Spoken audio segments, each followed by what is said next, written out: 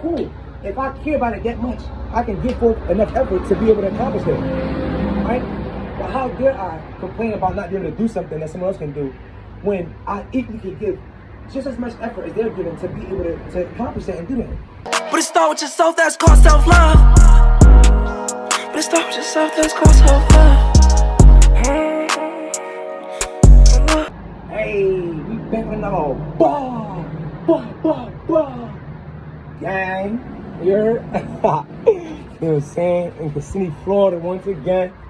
We did. I had to switch it out to Orlando and came right back, said, come right to Uncle and all that, you know what I'm saying? But yeah, man. Today, title of the video gonna be, don't let somebody trick you out your uniqueness, you heard? So, what that basically means in life, right? You'll find yourself amongst many people, right? And everybody perceive life differently. Everybody go through this journey and go through their own journey in their own different way. You see what I'm saying? Everybody has their own perspective on life. We all go through different things, different emotions, and so forth. And a lot of times in life, if you notice that you're somebody who tends to stand out, you're somebody who maybe is brave, bold, very expressive, unique, different, right? You'll notice that you'll be around a lot of other people who maybe don't operate on the same accord, right? Because most people in life are followers, right? Very few are leaders. Most people don't want the obligation of leading. Most people don't want the responsibility of leading. Most people don't know how to lead. Most people don't have their emotions intact to be able to lead and to be able to direct, you know what I'm saying, and orchestrate. And you know what I'm saying? A lot of people will deviate from that and will want someone else to lead for them. Will want someone else to guide them and tell them the instructions or tell them what to do, tell them what not to do. You know, a lot of times in life, people want other people to guide their footsteps and tell them what and what not to do because it's easier to follow, right? It's less challenging, it's less responsibility, less obligation. So many people want other people to lead. And many people don't know how to lead, like I said. Even if they wanted to, they don't really know where to start. So when it comes down to that, right, when you're a person that's very expressive or you're a person that's unique or you're a person that's different, that's a form of leading. That's a form of you taking control of your life, taking control of the things you've seen. If it comes to fashion, if it comes to communication, if it comes to the way you're making money, if it comes to sports, how you do things, right? How you dribble the basketball, ooh. You know what I'm saying? Like, how you put it together, like your songs, you know what I'm saying? The way we make music, right? The way we talk, everything is an art. Everything. The way you cook, the way you put it together, like, you know what I'm saying? The way you dress up your plate, like, anything can be art. Everything is art, right? We talking right now, this is art, right? So it's like, how you put things together, how you do things. Please, make it your mission, right? Be intentional with this. To choose who you want to be and how you want to be in life. And commit to it, right? Commit to it. Because a person who is suffering from mediocrity, is suffering from being, excuse my language, a basic bitch, right? Right? Will try to tell you not to do things when they notice you being too creative, when they notice you being too unique, when they notice you challenging the norm, and you making your own lane, and you finding your own path, and you creating your own journey, and your own atmosphere within this reality, right?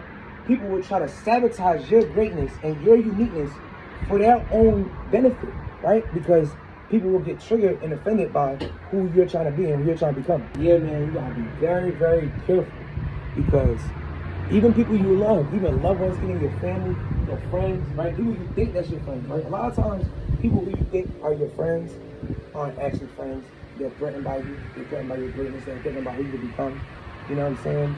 And it's unfortunate because we want to be close to people. We want to build with people. We want to have a strong team. We want to have friends we can share memories with. We can create bonds with. But the truth of the matter is, you kind of have to find people who are on the same frequency and vibration as you, who have as much potential as you, who are capitalizing on that potential as much as you are, right? Things have to fall in place and resonate, right? This is why you see people who are married not hanging with single people as friends, right? Because single people will try to tell you about your relationship and try to trick you out of your own marriage, your own happiness, your own relationship, your own quality of life and living to satisfy their own detriment, to satisfy their own shortcomings, right?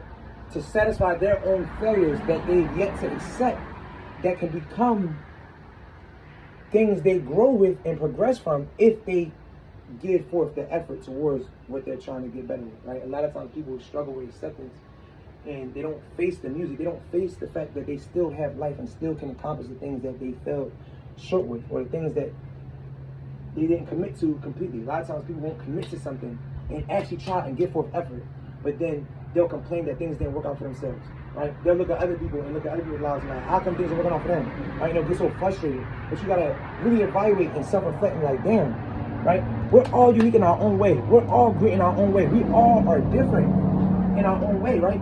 I may have looks and may have the ability to communicate, right? But you may have compassion, right? You may be athletic, right?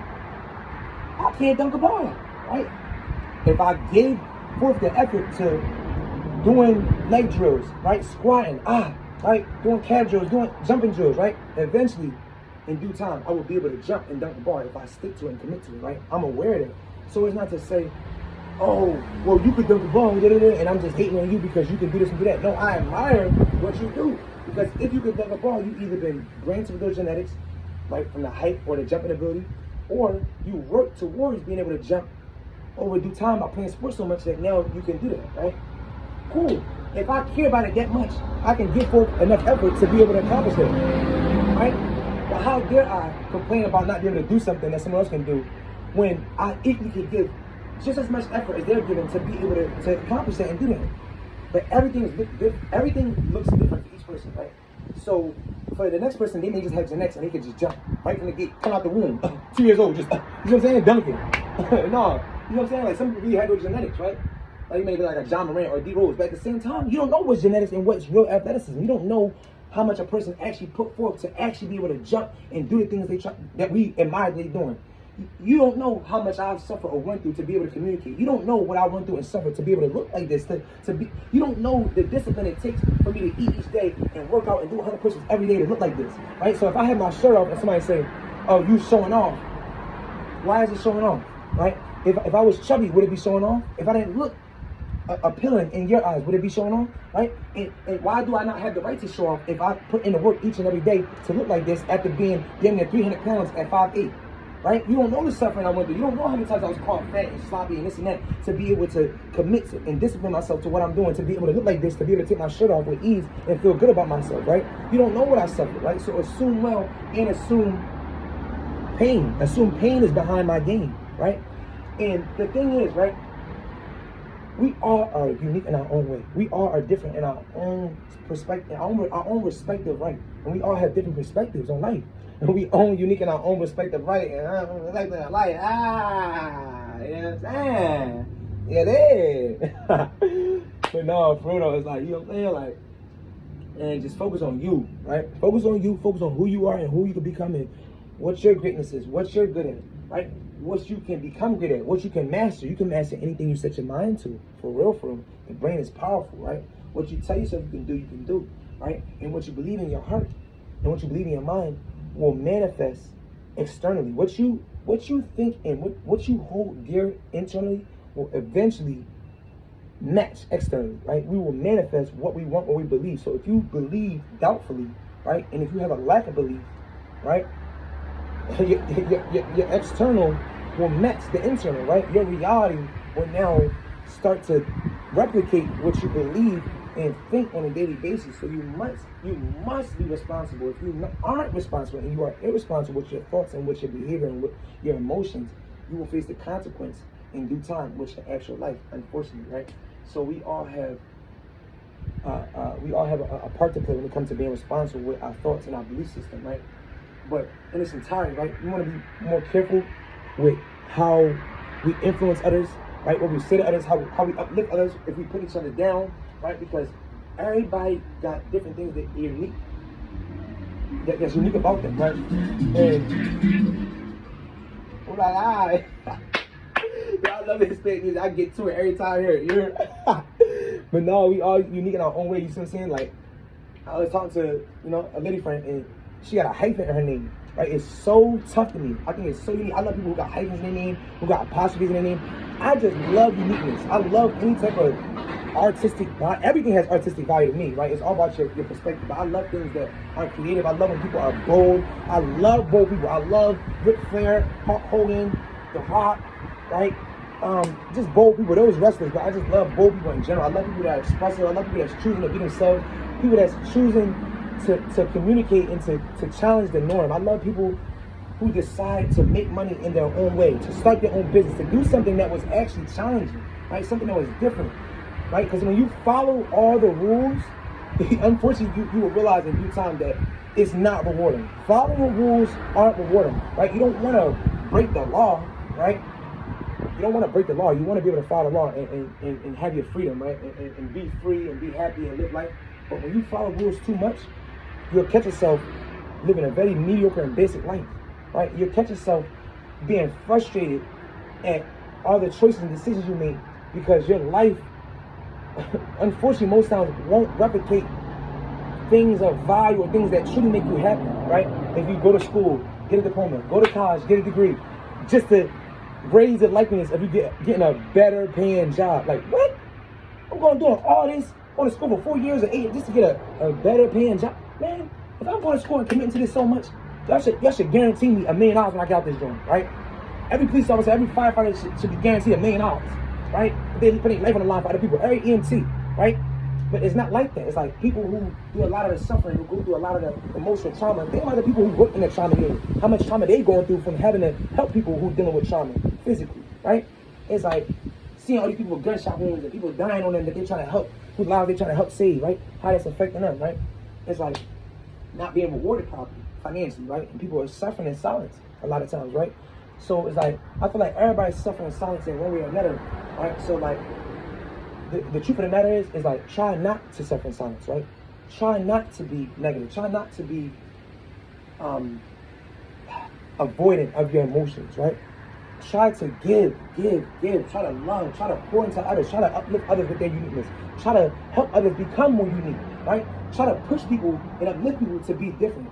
Try to help people to be better. Try to encourage people to be who you wish you could become, right? If you notice that you're not the best with something, and you're not the greatest in a certain area, but you know that somebody else is decent at the thing that you wish you could be decent at, man, if you don't support that person, if you don't learn from that person, if you don't uplift that person, if you don't grow with that person, if you don't ask questions to that person so you can gain the knowledge and understand what you need to do to be better and to follow in their footsteps so you can replicate the same results for your life as they have for their life, you see what I'm saying? Like, if you don't get out of your prideful nature and shake out of that,